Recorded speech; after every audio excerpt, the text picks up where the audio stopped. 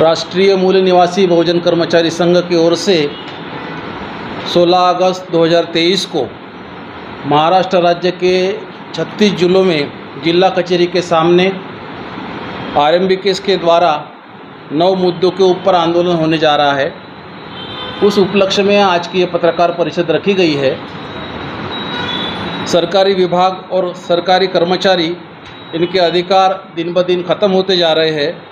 इसलिए हम राज्यव्यापी आंदोलन के अंतर्गत महाराष्ट्र के 36 जिलों में आरएमबीकेएस के माध्यम से हम सरकार को ये बताना चाहते हैं, इसका विरोध करना चाहते हैं। इसलिए अन्नाभाऊ साठे जी ने 15 अगस्त 1947 को आज़ादी मिलने के बाद ये तथाकथित आज़ादी झूठी है और 16 अगस्त को भर बारिश में मुंबई में ये नारा दिया था कि ये आज़ादी झूठी है, देश की जनता भूखी है। जो बात हमारे महापुरुषों ने अन्नाभाऊ साठे जी ने बोली थी वो बात आज भी लागू होती है, क्योंकि आज भी इस देश की जनता भूखी है और ये आज़ादी झूठी है। ये तथाकथित लोगों की आज़ादी है। हमें फिर से हमारे भारत देश को गुलामी से दूर करने के लिए आरएमबीकेएस के माध्यम से पहल करनी होगी और जो राष्ट्रीय शिक्षण नीति है 2020 उसका हम विरोध करने वाले हैं। जो नए श्रमिक कानून बनाए गए हैं उसका विरोध करने वाले हैं। उसके साथ साथ महाराष्ट्र राज्य के सरकारी, निम्न सरकारी और निजी पाठशाला के अध्यापकों को 10, 20 और 30 सेवा का जो कालबद्ध वेतन श्रेणी लागू होने वाली थी वो भी लागू नहीं हो रही, उसके विरुद्ध में है। अत्यधिक जटिल और अनुचित गोपनीय अहवाल के प्रणाली के विरुद्ध में है और महाराष्ट्र राज्य में 1 नवंबर 2005 से पहले जारी विज्ञापन के अनुसार परीक्षा उत्तीर्ण करके 1 नवंबर 2005 के बाद भर्ती हुए कर्मचारियों को सुप्रीम कोर्ट के फैसले के अनुसार और केंद्र सरकार के निर्णय के अनुसार महाराष्ट्र सरकार द्वारा पुरानी पेंशन लागू नहीं होने के विरोध में है। और 13 मार्च 2023 को महाराष्ट्र राज्य के 18 लाख कर्मचारियों ने आयोजित जो हड़ताल किया था, उस हड़ताल के बाद महाराष्ट्र सरकार ने बोला था कि पुरानी पेंशन बहाल की जाएगी, लेकिन सरकार अपने बात से मुकर गई है और इससे सरकार का जो चरित्र है वो सामने आया है। इसलिए हम उसका विरोध करते हैं और इस देश में जो लाखों उच्च शिक्षित युवा है उनको बेरोजगारी के दलदल में ढकेला है महाराष्ट्र सरकार ने, उसका भी हम विरोध करते हैं। इसलिए ये प्रमुख 9 मुद्दों के ऊपर महाराष्ट्र के 36 जिलों में जिला कचहरी के सामने राष्ट्रीय मूल निवासी बहुजन कर्मचारी संघ के बैनर तले, ट्रेड यूनियन के बैनर तले हम इसका पुरजोर विरोध करते हैं। और आप सभी पत्रकार भाइयों से ये नम्र निवेदन है कि इसका प्रोपेगेंडा आपके पेपरों में ज़्यादा से ज़्यादा करें और राष्ट्रीय मूल निवासी बहुजन कर्मचारी संघ का ये आंदोलन महाराष्ट्र के 44,000 गाँव तक, 36 जिलों तक पहुँचे, इसका बंदोबस्त करें और सरकार का पुरजोर विरोध करें। धन्यवाद सर। धन्यवाद सर। ये थे हमारे माननीय किशोर रंगारी सर, उपाध्यक्ष राष्ट्रीय मूल निवासी बहुजन कर्मचारी संघ महाराष्ट्र राज्य। साथियों, मैं प्रेम बोबड़े, प्रदेश महासचिव राष्ट्रीय मूल निवासी बहुजन कर्मचारी संघ महाराष्ट्र राज्य। साथियों, दिनांक 16 अगस्त 2023 को राष्ट्रीय मूल निवासी बहुजन कर्मचारी संघ द्वारा माननीय राष्ट्रीय अध्यक्ष वामन मेश्राम साहब इनके नेतृत्व में सरकारी विभाग और सरकारी कर्मचारी अधिकारी बचाओ राज्यव्यापी आंदोलन हमारे संगठन की तरफ से आयोजित किया गया है। ये आज़ादी झूठी है, देश की जनता भूखी है, ये जो स्लोगन साहित्य सम्राट लोकशाहीर अन्नाभाऊ साठे इन्होंने इस तथाकथित आज़ादी के विरोध में 16 अगस्त 1947 में मुंबई में दिया था, तो यही परिस्थितियाँ आज बहुजन समाज के ऊपर आज भी वैसी की वैसी लागू है साथियों। इसलिए राष्ट्रीय मूल निवासी बहुजन कर्मचारी संघ के द्वारा इस देश के और ख़ास करके महाराष्ट्र के जो कामगार कर्मचारी अधिकारी है उनके विरोध में जो षड्यंत्र महाराष्ट्र सरकार के द्वारा चलाए जा रहे हैं, इसके विरोध में राष्ट्रीय मूल निवासी बहुजन कर्मचारी संघ, ये जो ट्रेड यूनियन है, बहुजन लोगों का एकमात्र ट्रेड यूनियन है, इसके द्वारा 36 जिला कचहरियों पर एक साथ आंदोलन किया जा रहा है। तो साथियों, ये आंदोलन करने की ज़रूरत क्या पड़ी? तो इसके पीछे कारण है कि 14 मार्च 2023 को महाराष्ट्र के सरकारी और निम्न सरकारी कर्मचारियों द्वारा जो 17-18 लाख लोगों का पेंशन, पुरानी पेंशन बहाली के संदर्भ में एक बहुत बड़ा आंदोलन चला। उसी आंदोलन के एक पीछे जब वो आंदोलन चल रहा था, तभी महाराष्ट्र सरकार के द्वारा एक 3 काले कानून पारित किए गए। 13 मार्च को एक काला कानून पारित किया गया कि जो भी सरकारी विभाग है उसमें आगे चल के कोई परमानेंट भर्ती नहीं किया जाएगा, सरकारी भर्ती नहीं किया जाएगा। तो भर्ती कैसे की जाएगी? कंत्राटी भर्ती की जाएगी। जो ये प्राइवेट कंपनियां हैं, कंत्राटी कंपनियां, उनको आगे चल के अभी ये कंत्राट दिए जाएंगे और उनके द्वारा ये भर्तियां किए जाएंगे। उसी के चलते साथियों, उसी आंदोलन के बीच में 17 मार्च को जो डॉक्टर बाबा साहब अम्बेडकर इन्होंने बहुजन समाज के कर्मचारी, अधिकारी और कामगार लोगों के लिए जो कानून बनाए थे, वो सभी कानून निरस्त करके केंद्र सरकार ने जो नए 4 कोड लागू किए हैं, उस 4 कोड को लागू करने का कानून 17 मार्च को इसी आंदोलन के बीच में ही महाराष्ट्र सरकार ने लागू किया। तो ये नए कामगार कानून से आने वाले समय में पूरे कामगार, कर्मचारी, अधिकारी एक मशीनरीज बनाने जाने वाले हैं और गुलाम बनाने वाले हैं। इसलिए हम लोग इस नए श्रमिक कानून का भी विरोध कर रहे हैं। साथ ही सरकार के द्वारा नई शिक्षा नीति लागू कर रहे हैं। इसको विरोध करने का मुख्य कारण ये है, बहुत सारे कारण हैं, लेकिन मुख्य कारण है कि सरकार पुनः मनुस्मृति लागू कर रही है। स्किल इंडिया के नाम पे हमारे बच्चों को वो फिर से जातिवाद जो काम है वो करने के लिए मजबूर करने वाली है, और उसमें लोगों को बाम्बू से आर्ट बनाने का प्रशिक्षण मिलेगा, जूते चप्पल सिलाने का प्रशिक्षण मिलेगा, खेती कैसे करनी इसका प्रशिक्षण उस नई शिक्षा प्रणाली के द्वारा दिए जाने वाली है, और पूरे सरकारी स्कूल जो है उसे बंद करने का एक षड्यंत्र है। इससे हमारे समाज की शिक्षा भी ख़त्म करने वाले हैं, साथ ही हमारे समाज का रोज़गार भी ख़त्म करने वाले हैं। इसलिए हम लोग इसका विरोध कर रहे हैं। साथियों, ये सरकार ने हमारे कर्मचारियों को एक आश्वासन दिया था इसी आंदोलन के संबंध में कि हम 3 महीने में एक कमेटी गठित कर रहे हैं और 3 महीने के अंदर हम इस पुरानी पेंशन को बहाली करने के उपलक्ष्य में निर्णय लेंगे। लेकिन आज 3 महीने से ज़्यादा बीत गया है और सरकार अपने दिए हुए वादे से मुकर गई है। इसलिए हमें इन कर्मचारियों को पुरानी पेंशन EPS 1995 लागू करने के लिए आंदोलन करना पड़ रहा है। साथ ही साथियों, सभी सरकारी और निम्न सरकारी जितनी आस्थापनाएं हैं, वहाँ पे सभी कर्मचारियों को बहुत सालों से कॉन्ट्रैक्चुअल पे रखा गया है। हमारी इस आंदोलन में एक मांग है कि उन सभी कंत्राटी कामगारों, कर्मचारियों को परमानेंट किया जाए। इतने साल हो गए, 10-20 साल, कुछ लोग तो रिटायरमेंट को आने को है, फिर भी उनको आज तक परमानेंट नहीं किया गया। तो हम इस आंदोलन के द्वारा सरकार से ये मांग कर रहे हैं कि उन सभी को जल्द से जल्द स्थायी किया जाए। साथ ही साथियों, जो केंद्र सरकार ने पुरानी पेंशन बंद करके नया पेंशन शुरू किया, उसमें एक कानून है कि नवंबर 2005 के पहले जितनी परीक्षाओं के फॉर्म निकले, भर्ती हुई या परीक्षाएं जो हो गई, लेकिन भर्ती नवंबर 2005 के बाद हुई, उन सभी कर्मचारियों को पुरानी पेंशन लागू है। ये केंद्र सरकार का कानून है।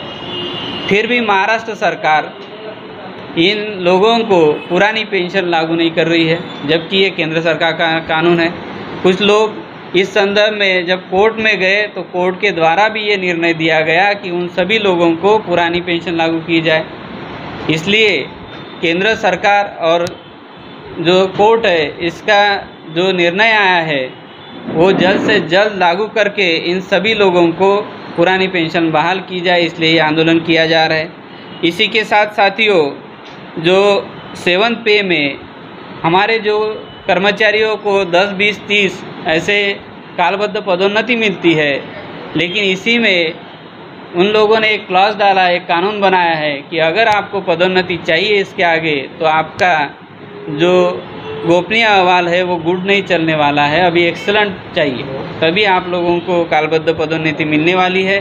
पहले जो 12 और 24 का नियम था उसमें ऐसा कोई प्रावधान नहीं था, इसलिए हम लोग इसका भी विरोध कर रहे हैं। साथ ही हमारे जो देश के और महाराष्ट्र के युवा है, इन लोगों को महाराष्ट्र की सरकार बेरोजगार बना रही है, बड़े पैमाने पर इन युवाओं का रोजगार छीन रही है और बेरोजगार बना के इन लोगों को एक हम ये कह सकते हैं कि सरकार ही इनको गुनहगारी में क्षेत्र में धकेलने का एक षड्यंत्र कर रही है। तो इसके विरोध में हम लोग इन सभी 9 मुद्दों को लेकर खास करके जल्द से जल्द सभी विभागों की पदभर्ती जो है सरल सेवा भर्ती से की जाए, इन सभी मुद्दों के साथ में राष्ट्रीय मूल निवासी बहुजन कर्मचारी संघ ये आंदोलन कर रहा है। अगर फिर भी महाराष्ट्र सरकार इन मुद्दों के ऊपर कोई विचार नहीं करती है और इन मुद्दों को पूरा नहीं करती है तो हम आने वाले समय में इसको और भी बढ़ाएंगे। इतना ही इस प्रेस कॉन्फ्रेंस के माध्यम से मैं कहना चाहता हूँ। धन्यवाद। जय मूल निवासी। सर, जिस प्रकार से आपने कहा कि RMBKS के माध्यम से यह आंदोलन की घोषणा की गई है, तो जिस प्रकार से जो विश्वास काटकर जी का जो संगठन है, राज्य सरकारी कर्मचारी मध्यवर्ती संगठना, इन्होंने भी एक आंदोलन की घोषणा की है। क्या आप उस संगठन के समर्थन में हो या फिर आपका यह संगठन अलग से आंदोलन कर रहा है? विश्वास काटकर जी का जो मध्यवर्ती राज्य कर्मचारी संगठन है, ये कोई राष्ट्रीय लेवल का संगठन है ही नहीं। और हमारा जो राष्ट्रीय मूल निवासी बहुजन कर्मचारी संगठन है, ये राष्ट्रीय लेवल का संगठन है और हमें ये उनका जब आंदोलन हुआ था तब समर्थन मांगा गया था और समर्थन दे या ना दे इसके कशमकश में RMBKS था। लेकिन हमें मालूम था कि ये जो आंदोलन है राज्य मध्यवर्ती कर्मचारी संगठन का, ये सरकार द्वारा ही प्रायोजित कार्यक्रम है, ये हमें पहले ही इसकी खबर लग गई थी। इसलिए ये सरकार के हाथ की संगठन होने की वजह से सरकार चाहे तो इसके माध्यम से आंदोलन करवा रही थी, यानी पूरे के पूरे 18 लाख कर्मचारियों के ज़िंदगी के साथ, रोजी रोटी के साथ खिलवाड़ करने का जो काम है वो विश्वास काटकर जी ने किया है। इसलिए हमने उस दौरान RMBKS का उनको समर्थन नहीं दिया था। लेकिन जो मुद्दे उन्होंने लिए थे वो मुद्दे को हमारा समर्थन है और उस मुद्दे को हम आज भी ले रहे हैं और 16 अगस्त को जो अभी आंदोलन होने वाला है उस समय में भी वो मुद्दा हमारा रहने वाला है, क्योंकि ओल्ड पेंशन स्कीम सभी को लगनी चाहिए। जैसा मैं एक उदाहरण देना चाहूँगा, अभी ऑल इंडिया रेलवे फेडरेशन की ओर से 10 अगस्त को नई दिल्ली के रामलीला मैदान में बहुत बड़ी रैली हुई। उसमें कम्युनिस्ट की बहुत बड़ी जो यूनियन है, नेशनल रेलवे मजदूर यूनियन, और कांग्रेस की जो सेंट्रल रेलवे मजदूर यूनियन है, दोनों ने सहभाग लिया था। और वहाँ के हमारे मित्र को मैंने पूछा, ट्रेड यूनियन के मित्र को, कि क्या दिल्ली की सभा सक्सेस हुई? तो वो उन्होंने बोला हाँ हुई। लेकिन मैं बोला क्या आपको ओल्ड पेंशन स्कीम मिलेंगी? तो बोले नहीं मिलेगी। तो बोला मिलेगी ही नहीं, क्योंकि सरकार ये चाहती है ये जो आपकी समस्या है वो कभी ख़त्म ही ना हो और आपको ये फिर से लॉलीपॉप दिया जाएगा 2024 के इलेक्शन के लिए कि आपकी न्यू पेंशन स्कीम हम रद्द कर देंगे, हमारे को वोट दो। ये सरकार की नीति है, इसलिए अभी भी केंद्र सरकार और राज्य सरकार इसको लागू नहीं करेगी। सर, ज्या प्रकारे तुम्ही म्हटलंय की आता हे ज्या RMBKSच्या माध्यमातून हे आंदोलन 9 विषयावरती होणार आहे, तर पहिल्या फेजचं हे आंदोलन तुम्ही सांगितलंय की 36 जिल्ह्यांमध्ये जिल्हा कलेक्टर ऑफिसवर तुम्ही आंदोलन करताय। जर सरकारने जर तुमचं नाही ऐकलं आणि नाही ऐकल्यानंतर मग तुमचं पुढचं पाऊल काय राहील? साथियों, अगर सरकार हमारा नहीं सुनती है तो हमारा जो है कोई भी कार्यक्रम बिना प्लानिंग के नहीं होता है। तो वैसे ही हमारा ये आंदोलन विथ प्लानिंग चल रहा है। अभी जिला कचहरियों पे ये आंदोलन चल रहा है, आने वाले समय में ये तहसील लेवल पे लेके जाएंगे। इसमें भी नहीं सुनते हैं तो सभी सरकारी आस्थापनाओं को भी हम लोग इसमें इन्वॉल्व करेंगे, क्योंकि हमारा ट्रेड यूनियन है और ट्रेड यूनियन अनेक आस्थापनाओं में होता है। और इसके साथ ही अगर सरकार इन मुद्दों के ऊपर कोई विचार नहीं करती है तो हम लोग आज़ाद मैदान में 1 लाख लोगों का माननीय वावन मेश्राम साहब जो राष्ट्रीय अध्यक्ष है राष्ट्रीय मूल निवासी बहुजन कर्मचारी संघ नई दिल्ली, इनके नेतृत्व में मुंबई में एक बड़ा आंदोलन इसके उपलक्ष्य में करने वाले हैं। तो ये हमारे नियोजित इस संदर्भ में मुद्दे हैं और कार्यक्रम हैं। सर, जिस प्रकार से आपने कहा कि 2024 के चुनाव को ध्यान में रखते हुए सरकार ने इस मुद्दे को भुनाने के लिए लेकर आया है और उनके ही प्रायोगिक कुछ लोगों के माध्यम से इसको काउंटर किया जा रहा है, तो क्या यह वाकई में 2024 के चुनाव को ध्यान में रखते हुए सरकार इस मुद्दे को काउंटर करने का काम कर रही है? हाँ, वाकई ये मुद्दा चुनावी मुद्दा बन सकता है, क्योंकि करोड़ों कर्मचारियों का ये मुद्दा है और सभी से ओल्ड पेंशन स्कीम के लिए ये बहुत अहम मुद्दा है, क्योंकि हर कोई कर्मचारी चाहता है कि ओल्ड पेंशन स्कीम के तहत उनको पेंशन मिले, उनका जो बुढ़ापे का जो जीवन है 60 साल के बाद का वो खुशी से बीते। इसलिए हर कोई कर्मचारी ये चाहेगा कि ओल्ड पेंशन स्कीम के तहत उनको हक अधिकार मिले। लेकिन ये जो सरकार है वर्तमान, वो दोनों जो सरकार है वो ये मुद्दा भुनाने वाली है, सिर्फ लॉलीपॉप दिखाने वाली है, लोगों का होठ बटोरने वाली है, कर्मचारियों का होठ बटोरने वाली है, लेकिन ये काम करने वाली नहीं है। 2024 का में ये ज्वलंत मुद्दा रहने वाला है साथियों। सर, एक महत्वपूर्ण बात यह है कि राजस्थान छत्तीसगढ़ सरकार ने पुरानी पेंशन के मुद्दे को उन्होंने कहा है कि हम पेंशन देंगे, तो क्या आप आने वाले समय में महाराष्ट्र में भी जो चुनाव होते हैं तो उस चुनाव में अगर कांग्रेस इस मुद्दे को लेकर अगर आपके साथ में अगर डायलॉग करती है या आपके मुद्दे को बोलती है, तो क्या आप कर्मचारियों का समर्थन कांग्रेस को होगा? बिल्कुल नहीं होगा, क्योंकि आपने जो बात कही छत्तीसगढ़ सरकार की, ऐसे लगभग 5 राज्यों ने ये डिक्लेरेशन में लाया। हरियाणा है और भी कोई, पश्चिम बंगाल में तो नहीं, उन्होंने लागू ही नहीं की है। तो ये इन लोगों ने क्यों घोषणा की है? तो ये एक चुनावी मुद्दा है, चुनावी स्टंट है इन लोगों का, क्योंकि एनपीएस में जो नई पेंशन है उसमें 2005 को सभी लोग उसके बाद ही आए हैं और उनका रिटायरमेंट लगभग एक कर्मचारियों का पूरा सर्विस अगर देखा जाए तो मिनिमम 30 इयर्स का है। तो ये रिटायर होने वाले हैं 30 साल के बाद, मतलब 2035 में। तो किसी भी सरकार को इन लोगों को 2035 तक पेंशन देने की ज़रूरत ही नहीं है। 2035 तक ये लोग उसको चुनावी मुद्दा बना के हर स्टेट में वोट बटोर के अपनी सरकार बना रहे हैं। तो इनका ये चुनावी स्टंट है, ये नहीं दे सकते। इसका और एक उदाहरण देना चाहूँगा कि जब ये 4-5 स्टेट के लोग फाइनेंस मिनिस्टर माननीय निर्मला सीतारमण जी, इन लोग फाइनेंस मिनिस्टर है केंद्र सरकार में, इनको मिलने गए कि हम लोगों ने अभी स्टेट में ये लागू कर दिया है पुरानी पेंशन, तो आप जो डीसीपीएस का पैसा है वो आप हमें वापस कर दो।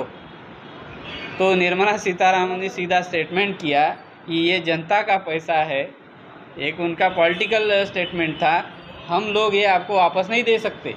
अगर सेंट्रल मिनिस्ट्री, फाइनेंस मिनिस्ट्री ये पैसा स्टेट को वापस ही नहीं देंगी तो स्टेट कहाँ से पैसा देने वाला है और कहाँ से वो लोग पुरानी पेंशन लागू करने वाले हैं? तो ये उनका चुनावी मुद्दा है, इसलिए हम लोग ये जानते हैं। इसलिए किसी भी पार्टी को, क्योंकि जिस कांग्रेस की बात आप कर रहे हो उसी ने 2004 में इस पेंशन को बीजेपी ने बंद करने का ड्राफ्ट लाया, कानून लाया, और इसने जो है नई पेंशन शुरू करने का कानून पारित किया। तो इसमें दोनों सरकारें मिली हुई है, उनके ही राज में ये नई पेंशन का कानून आया, तो दोनों सरकारें मिली है। इसलिए हम लोग इन दोनों सरकारों को या ऐसे किसी भी इसको समर्थन नहीं करने वाले हैं जो पॉलिटिकल स्टंट के लिए कर्मचारियों का इस्तेमाल करेंगे। इसलिए हम लोग पूरे देश में आने वाले समय में RMBKS पूरे देश का संगठन है, ट्रेड यूनियन है हमारा। आने वाले समय में महाराष्ट्र के साथ साथ ही हर राज्य के कर्मचारियों को साथ में लेके एक राष्ट्रव्यापी आंदोलन का इस मुद्दे को और बाकी सभी मुद्दों को, कॉन्ट्रैक्चुअल सिस्टम रहे, नए कामगार कानून, नई शिक्षा प्रणाली जो है, इन सभी कानूनों के विरोध में और पुरानी पेंशन लागू होनी चाहिए, इस संदर्भ में हम लोग राष्ट्रव्यापी आंदोलन करेंगे। धन्यवाद।